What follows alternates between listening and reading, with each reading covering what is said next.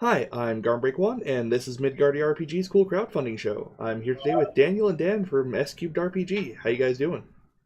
Doing pretty good. Doing awesome. Excellent. So why don't you guys tell me a little bit about S3RPG RPG? You want to handle this one? I can handle it. All right. All right. So S Cubed RPG is it's a super simple role playing game. We developed it about a year ago, give or take, or came up with the idea about a year ago, and just wanted to have something that was simple for those that are a little afraid to go and try an RPG. So it's simple enough so that beginners can get into it really easily. Clean enough that kids can enjoy it. We recommend about 8 years old or older. Get them started early on those role-playing games. And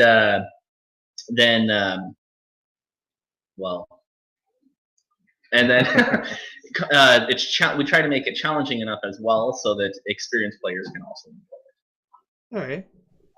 It looks like it looks like it's heavily inspired by cartoons, the anime art. Well, not quite anime, but very cartoony art style kind of thing. Yeah, I think we wanted to embrace that simplistic side of it. I mean, it'd be weird a super simple game, and then it's just this super intricate, detailed art. We're like, let's have fun with it. Absolutely. It actually started as we started incorporating goofiness and silly attributes, absurdity into the game, and felt it was the way to go with it. Absolutely. So why don't you tell me a little bit about the setting of it? So the setting, it doesn't really have a setting per se. The adventure that we include in the manual is actually it's fantasy. It's fantasy. There's a lot of cliches that you can come across, but as well there's a lot of just we tried to make it as original as possible. But we've even gotten some inspiration from some other YouTubers that we actually like. Got permission to use a couple of their stuff too. So yeah, that was pretty nice. Cool. That's always cool, yeah. But yeah, it's fantasy based usually, but it's up to the storyteller really on how much fantasy they want to incorporate into it, or if they want to take it a little bit less fantasy and more just silly people. Yeah, because one of the monsters that you'll end up fighting is an orc lawyer. So not super fantasy based, but it's definitely fantasy. That very like Saturday morning cartoon style of fantasy, yeah. It's not a intricate reconstruction of medieval France circa like 1542 or something. Exactly. Yeah. Well, why don't you tell me a little bit about the mechanics? Okay. Well, why don't you grab a character sheet? We got props. We do. We tried to be a little bit prepared today. I appreciate it. Yeah. So this is the character sheet for our archer. Some of the mechanics that you can see on here is that instead of just using like an attack score or strength score, we decided just to go with a hit score. And rather than worry about some of the damage that we're doing, every time you actually hit and overcome an enemy's defense, or every time that your defense is overcome, you just take a wound. And so wounds are, once you hit your health max with the number of wounds that you've taken, you just you drop, as we call it in our game. And so every character also has a range with which they can attack from. Most of the characters in the game have a range of 1, but there are a couple that have more than 1. The archer, for example, has the highest with a range of 6, and we base our range on the squares, or just a inch square. Cool. So this is our board. You can't really see it, but we got the S-Cube logo in there. Yeah. I will have to take your word on that, yeah. And it's dry erase, which is nice, but I'm not very good at cleaning things, so it's... Yeah. So we base it on a square grid as far as how combat will go and measuring out the distance. And also, rather than having a set movement score for our characters, we decided to incorporate AP, or action points. And so that way you can just do a number of actions. And so every square that you move will cost 1 AP, while attacking will cost 2 AP. And then once you use up all your AP, you can't really do anything else. Right. The combat system, instead of using like a D20, which is what we originally started with, we've moved to actually 2D10. So improves the odds of not getting, you're never going to roll a 1, which is nice. Technically, I mean, you still roll 2 ones. Yeah, you're twice as likely to roll a 1, man. Yeah. No one likes to roll 1s. No, they don't. They can roll snake eyes instead. Yeah. Yeah, the probability is more towards the center than the flat curve of a D20. I got you. Exactly. Using a little bit more law of averages instead of just random. So. Yeah. Always makes the stats feel a little bit more meaningful if the dice are balanced around that average. Exactly. Yep. I'm surprised you didn't go with D6s actually for gaming with children. Yeah, I think we thought about it. I don't know. I think there's a little bit of bias towards D10s. Maybe a little bit. I think we actually kind of just wanted to keep the whole 20 range for the numbers, but we didn't like D6s. They go to 18 or 24. You can't really hit the 20 range there. So yeah. 2D10s, it makes it simpler. Yeah, no, that's completely reasonable. So I see there's a box marked foods with a Z. Tell me about foods. Silliness factor, actually. But foods replace all healing items in the game.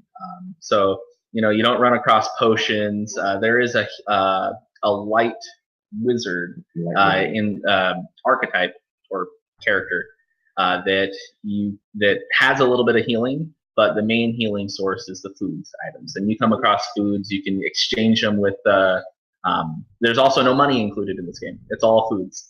So you can exchange foods for items from the traveling merchant, or you can use your foods to get you back up from a drop character from 0 back to 1 wound or 2 wounds. 1 wound. 1 wound in the middle of combat. It's based on the amount of foods, because there's 4 different types of foods. You got your snacks, which heal 1 wound. I don't remember. Yeah, beverages heal 2, main courses heal 4, and desserts fully heal. Mm-hmm. And the way you get foods, if you roll your dice and the total of the die roll is 15 or higher, you perform a foodality. When you kill the enemy. Yeah, sorry, when you kill the enemy. Yeah. So, and minions, which are the lowest creature, they drop a snack. Captains drop the beverage. Mid bosses drop the main courses, and then the bosses drop desserts. Yep. Right. So you brutally destroy the dragon. You get like a nice roast with the like bone and everything. Chop down on exactly. Yeah. I dig. That actually sounds pretty fun, describing the foods that come out of everything. Well, and once again, it's up to the storyteller. We did have, at one point in time, certain monsters drop specific types of foods, but some of our playtesters thought that was a little bit more complicated and overly complicated than it needed to be. So we simplified it. So it's up to the storyteller really to describe what the monster drops, but it can be as silly as they really want it to be, or they just say, oh, they dropped a snack, or they dropped a beverage. Yeah, absolutely. Go a little bit more in depth on the higher degree it is, probably. Yeah. Yep. Although I'm not sure what dessert a giant dragon drops, but it's a good question. Chili pepper chocolate from a red dragon, ice cream from a white. Yeah. Chocolate ice cream. Yeah. Golden dragon drops like a banana split. Oh yeah, there you Heck, go. Yeah. It all works. So, are there any other particular mechanical aspects you guys want to highlight while you're here? Yeah, I mean, we can kind of just go through some of the more stuff. One of our favorite things are buffs. So now we have, the 7 different archetypes. And, sorry, what's that? I thought there was with a Z, but no, that one's actually with an S.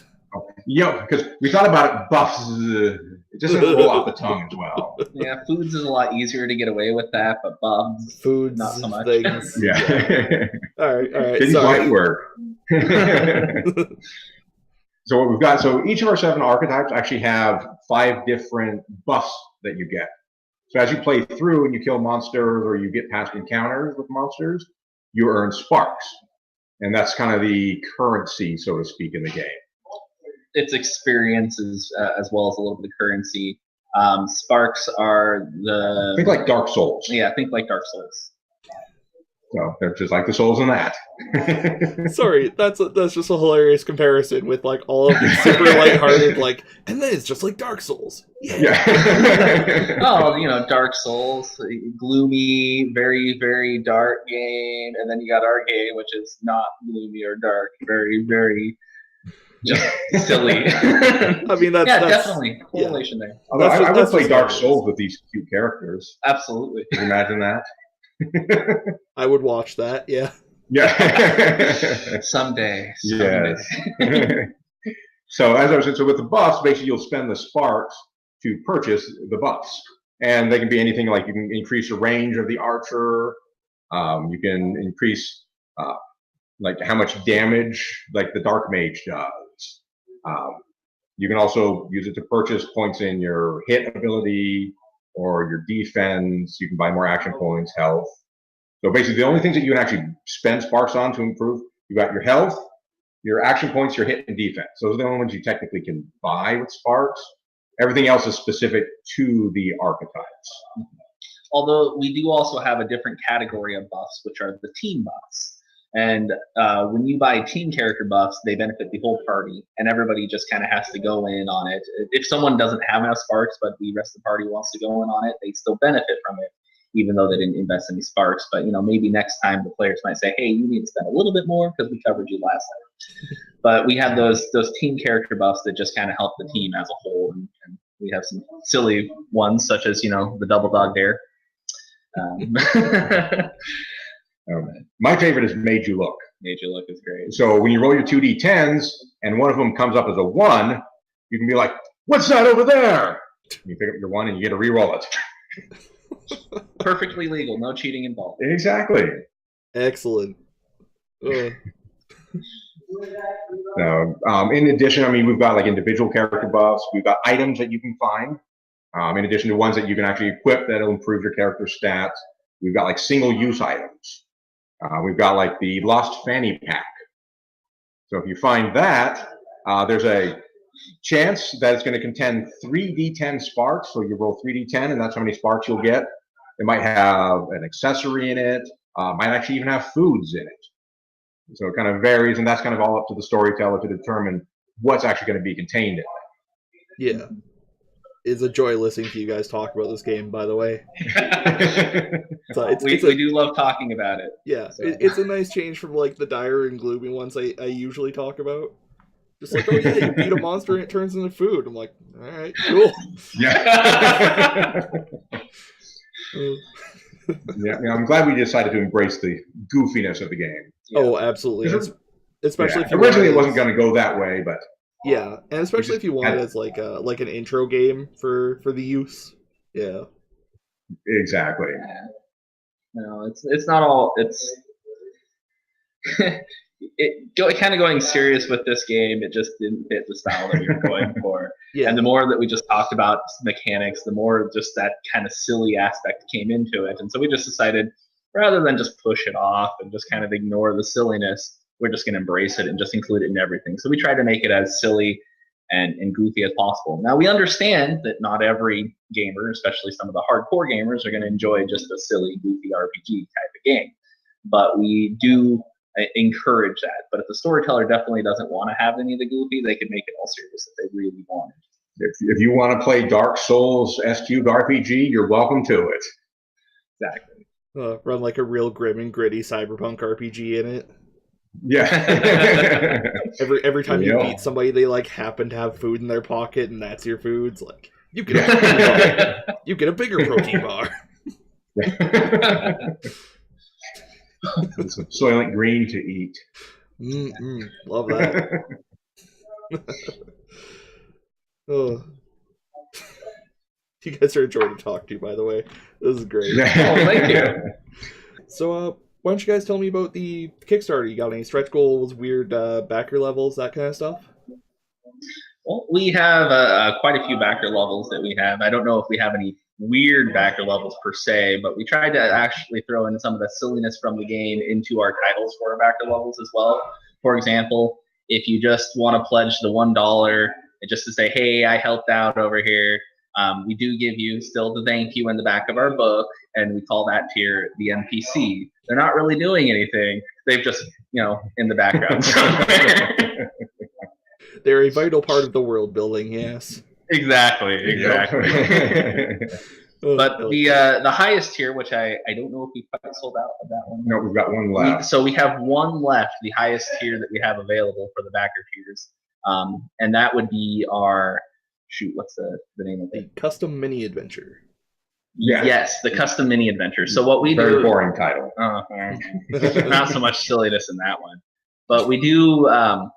We are going to be sending out surveys for those backers, and we're going to be getting just some information from them about what they would like to see in their custom adventure, and then we custom create that adventure with the S3 RPG rules and send it out with their package.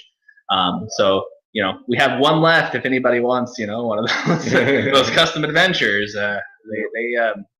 Those first couple of days, 4 of them disappeared really quickly. And after that, it's been sitting there, tempting everybody. I don't know if anybody wants to be the last one to get that one, but definitely go for it. We have a lot of fun working with the game. We have a lot of fun building the stories. The monsters were a lot of fun to make, so you will have more fun creating some custom monsters for it. Yeah, our book contains about a little over 20 monsters. Mm-hmm. So we don't want to rehash the same ones, so the custom adventure will include some custom brand new monsters exclusive to that adventure. Nice. And does that adventure end up in the book, or just exclusive to that person? It's exclusive to that person at this point in time. If we ever do a second edition of this game, we may ask for permission to use it as a supplemental material. But at this point in time, it is personal to the backer for that level. And they're welcome to share it if they want. Correct. We're not going to hold it to them. So if they want to share it with their friends or somebody across the country, it's like, hey, play this. Cool. Absolutely. Yes. Or if they turn around and, put it back online, can't really stop them from doing that. Exactly. Cool. No stretch goals on this one, huh? We do have stretch goals. We have quite a few stretch goals. Well, we've got, I think, 5 or 6 stretch goals. The first stretch goal was $800, and it unlocked a soft enamel pin of the S3 logo, which you can kind of see back there. Yeah. The second stretch goal was actually a set of these little chipboard miniatures. So we include a little plastic stand for them. So it's the guard. You can see that on both sides. Yeah. So any of the physical backers will get these for free. The next goal, we're actually going to include little tiny tokens for each of the types of monsters. So minions are one size, captains are a little bit bigger. We've got a big one for one of our big monsters in the game. The fat rat? No, a bigger one than that. Oh, right, I forgot. Okay, yes. That big bouncer. Yes. Is that the Dullbozer? That is the Dullbozer. That's an incredible name. Thank you. Can you guys tell me anything about the Dullbozer, or is that top secret? No, it's not top secret. It's actually one of our, it's one of our mid bosses. Not quite the hardest thing you're going to fight, but here's the description I have written down here. The massive ogre stands 2 stories tall, carrying a massive ball and chain in one hand and a massive shield in the other. Taking this behemoth shouldn't be too hard, right? So it's just a massive creature that's going to be coming through town to try to destroy it, and you gotta take him down. Yeah. I like it. I take it he's not terribly bright either. Thus the name. No, he's not known for his intelligence, but does destroy everything in his way. Yeah. Cool. So, how did you guys get into tabletop gaming? I played a little bit here and there. Started with D&D many years ago, but never really got to play that much. And local game store here in town, called Gamer Haven. Started hanging out there, met him, and just started playing games, getting to know everybody. Got into D&D, and I love D&D, but having not played it for a long time and trying to get back in, it can be very confusing and overwhelming. Just that character sheet, I'm like, I don't know what any of this means. So I mean, I've gotten better. I get it now, but at first it was very intimidating to me. But I mean, I still love it, and I play it. We have quite a few fun games going on occasion too. So as for myself, well, I would classify myself as getting into tabletop gaming probably around the time that I could start walking. No one let me play, but I was that annoying younger brother sitting at the end of the table, just like looking over the edge, watching everybody. But no, I probably started my first Dungeons and Dragons campaign in 2nd edition.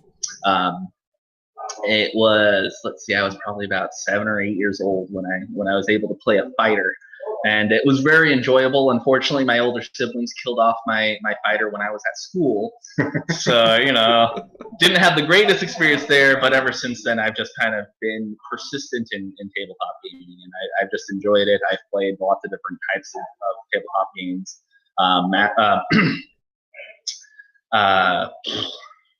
I don't remember all the names of all the tabletop versions I played, but All Flesh Must Be Eaten was the system that I got into in college. Dungeons and Dragons is the one I'm most familiar with. It's the one I've played a lot of games in. I played a system called Anima, which I think is a lesser known one, but it's also one of those that are like really difficult to locate all the rules. That's the really anime inspired fantasy one, right? Exactly. Yeah. Yes, anime inspired one. Well, and then I found out, aside from that game, I got into a lot of different styles of role playing, and the older I got, the more just adventurous I got with the role playing that I tried to get into. Vampires the Masquerade is another one that I enjoyed playing as well. But I've always kind of wanted to create my own system because nothing quite fit everything that I was hoping for into it. So this isn't the system with everything that I ever wanted in this, but it's definitely an introductory system because I have so many nieces and nephews I would love to be playing the tabletop games. They're just not quite into those games yet. So and I had them in mind with the simplicity of this, but as well, I was thinking of just other young kids that I've seen come into the local game store and just kind of like, oh, what are you guys doing at this table? So it's just something simple that can help newer players as well as the experience just have a lot of fun. Yeah, absolutely. And there's the My Little Pony tabletop game out there, but not every little kid's gonna play that. Exactly. I can't get my group to play it either.